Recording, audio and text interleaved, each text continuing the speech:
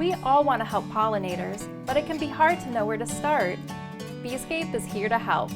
By compiling data from multiple sources, this web-based tool developed by the Penn State Center for Pollinator Research makes it easy to understand the resources and risks in any landscape in the U.S. for bees and other pollinators. Beescape is for anyone wanting to improve the health of pollinators. Beekeepers, gardeners, urban planners, growers, researchers, land managers, and you.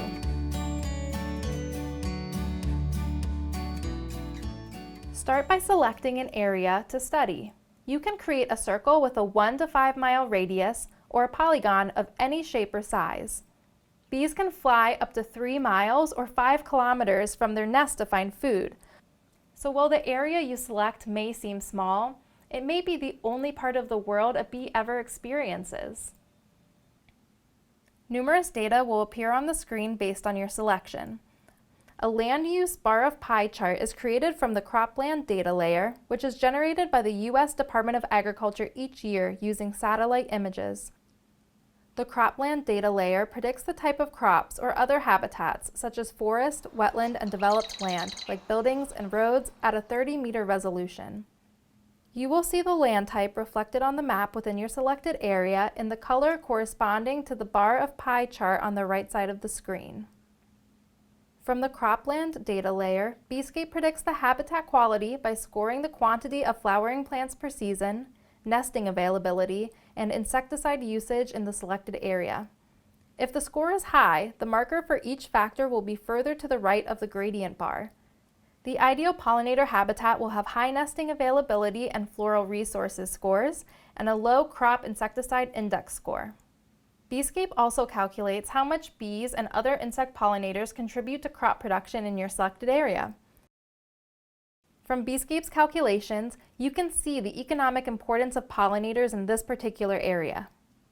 Some crops are very dependent on bees and other pollinators to produce fruit, vegetables, or nuts, while other crops like corn are wind-pollinated. So bees will contribute much more economic value to farms in an area with apple, peach, or almond orchards than cornfields.